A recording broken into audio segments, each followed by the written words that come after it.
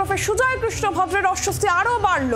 শনিবার পর্যন্ত থাকবেন কেন্দ্রীয় তদন্তকারী সংস্থার হেফাজতে। 4 দিনের সিবিআই হেফাজতের নির্দেশ আদালত দিয়েছে, আর তারপরেই তৎপরতা কেন্দ্রীয় গোয়েন্দা সংস্থার। আর এরই পাশাপাশি জেল হাসপাতাল নয়, কেন্দ্রীয় সরকারি কোনো হাসপাতালে তার শারীরিক পরীক্ষা হবে, স্বাস্থ্য পরীক্ষা হবে, এই নির্দেশও আদালতের তরফ থেকে দেওয়া হয়েছে। 4 দিনের সিবিআই হেফাজতের নির্দেশ আদালতের। আমরা এই মুহূর্তের আপডেট নেব। বিক্রম দাস রয়েছেন টেলিফোন লাইনে। প্রতিনিধি বিক্রম, এই মুহূর্তে ঠিক কি আপডেট পাওয়া যাচ্ছে? ঘোর বিপাকে এই মুহূর্তে কালীঘাটের কাকু ওরফে সুজয় কৃষ্ণ ভদ্র, কারণ সিবিআই টিম ইতিমধ্যেই আদালতের নির্দেশিকা পাওয়ার পর তারা কিন্তু প্রেসিডেন্সি জেলে পৌঁছে গিয়েছেন। কারণ সিবিআই জানতে পারছি যে আজকে সিবিআই কালীঘাটের নিজেদের হাতে নিচ্ছে এবং সেখান জেল থেকে সরাসরি তাকে জোকা ইএসআই হাসপাতালে নিয়ে যাওয়া হবে। কারণ যেহেতু আদালতের নির্দেশিকায় বলা হয়েছে যে জেল হাসপাতাল আর নয়, এবার জেল হাসপাতাল থেকে সরাসরি কাকুকে কোনো কেন্দ্রীয় সরকারি হাসপাতালে তাকে চিকিৎসা করাতে হবে, তাকে হেলথ চেক আপ হবে, তার মেডিকেল চেক আপ হবে এবং সেখানে চিকিৎসকরা যদি মনে করেন তাহলে কিন্তু সিবিআই তাকে অর্থাৎ কালীঘাটের নিজেদের হেফাজত 21 তারিখ পর্যন্ত সিবিআই হেফাজতের নির্দেশ দেওয়া হয়েছে সুজয় কৃষ্ণ ভদ্রকে। সুজয় কৃষ্ণ ভদ্রের জামিনের আবেদন খারিজ করে বা বাতিল করে।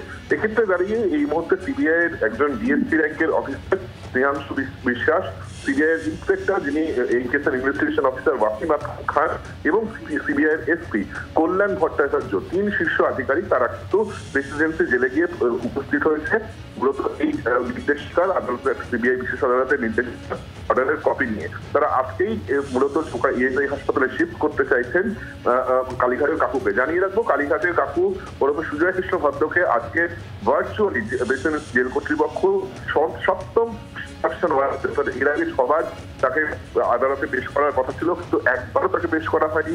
প্রত্যেকবার জেল কর্তৃপক্ষের তরফ থেকে বলা হয়েছিল যে সুজয় কৃষ্ণ ভদ্র তিনি অসুস্থ রয়েছেন এবং জেল হাসপাতালে ভর্তি রয়েছেন, যেখানে না তাকে ফিজিক্যালি না তাকে ভার্চুয়ালি কোনোভাবে পেশ করা যাবে না।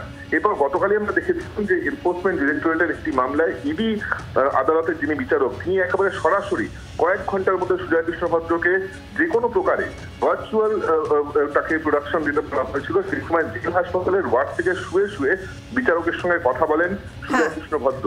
আজকে যখন ভার্চুয়ালি মূলত তাকে পেশ হয় যে হাসপাতাল ওয়ার্ডটা তিনি সেলের মধ্যে বসেই বিচারকের প্রশ্নের উত্তর দিচ্ছিলেন।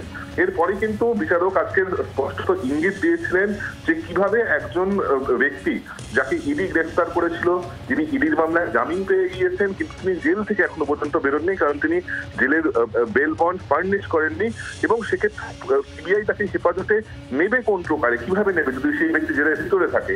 তখন ইঙ্গিত দিয়েছিলেন যে সেই ওটা তিনি নিজে খতিয়ে রেখেছেন। তারপরেই তার নির্দেশিকা যেখানে বলা হয় যে তার জামিনের আবেদন খারিজ করে তাকে 21 তারিখ পর্যন্ত এই হেফাজতের নির্দেশ দেওয়া হয়। একই সঙ্গে যেটা সবথেকে গুরুত্বপূর্ণ, তাকে জেল হাসপাতাল থেকে সরিয়ে কেন্দ্রীয় হাসপাতালে চেক আপ করিয়ে সিবিআই নিজেদের হেফাজতে নিতে পারে যদি হাসপাতাল কর্তৃপক্ষ ছাড়পত্র দেয়। সেই অনুযায়ী কিন্তু আজকের সিবিআই টিম এই মুহূর্তে পৌঁছেছে জেল কর্তৃপক্ষের সঙ্গে। তারা এই মুহূর্তে কথোপকথন চালাচ্ছে। বিক্রম, তোমাকে ধন্যবাদ। সিবিআই 3 শীর্ষ কর্তা তারা ইতিমধ্যে প্রেসিডেন্সি জেলে পৌঁছেছেন। সেখান থেকে কি আপডেট পাওয়া যাচ্ছে, সেখান থেকে কি ছবি উঠে আসছে সরাসরি প্রেসিডেন্ট জেল চত্বর, সেখান থেকে রয়েছেন সৌমেন ভট্টাচার্য আমাদের প্রতিনিধি। সৌমেন, সিবিআই 3 শীর্ষ কর্তা তারা ইতিমধ্যেই প্রেসিডেন্সি জেলে পৌঁছে গিয়েছেন। জোকা ইএসআই হাসপাতালে আজকে সুজয় কৃষ্ণ ভদ্রকে স্থানান্তরিত করার চেষ্টা তারা করবেন বলেই জানতে পারা যাচ্ছে। এই মুহূর্তে আর কি আপডেট পাচ্ছ?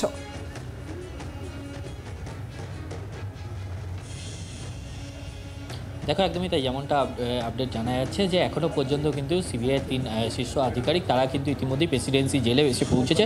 প্রায় আধ ঘন্টা অতিক্রম হয়ে গেছে। এই মুহূর্তে আমি ছবিটা দেখাবো, কিন্তু তারা কিন্তু ভেতরে গেছেন এবং যে প্রসেস রয়েছে সেই তাদের সাথে কথাবার্তা বলছেন এবং যেমনটা জানা যাচ্ছে যে আর কিছুক্ষণের মধ্যেই কিন্তু সেখান থেকে কিন্তু বের করা হবে এবং জোকা ইএসআইয়ের উদ্দেশ্যে এবং জোকা ইএসআইয়ে কিন্তু তার স্বাস্থ্য পরীক্ষা করা হবে এবং তার পরবর্তী ক্ষেত্রে, কারণ আজকে যেমনটা তুমি বলছিলে যে কোর্টের নির্দেশে যে 4 দিনের সিবিআই হেফাজত দেওয়া হয়েছে এবং সেখানে তারপরে সিদ্ধান্ত নেওয়া হবে তাকে কি ভর্তি জোকা ইএসআই চিকিৎসার জন্য রাখা হবে নাকি তাকে সিবিআই দপ্তরে নিয়ে যাওয়া হবে। এখন কিন্তু সেটাই দেখার বিষয়। এখনও পর্যন্ত যেমনটা তোমায় বললো প্রায় আধ ঘন্টা অতিক্রম হয়ে গেছে।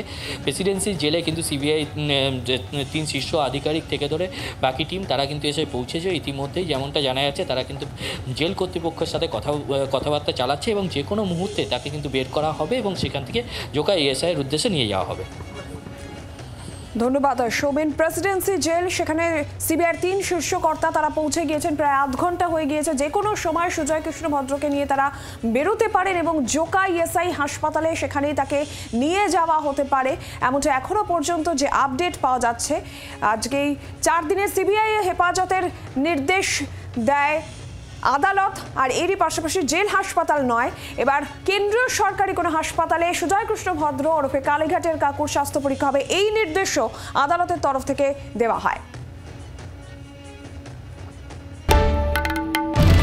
বাংলার আওয়াজ, বাঙালির আবেগ, জি 24 ঘন্টা।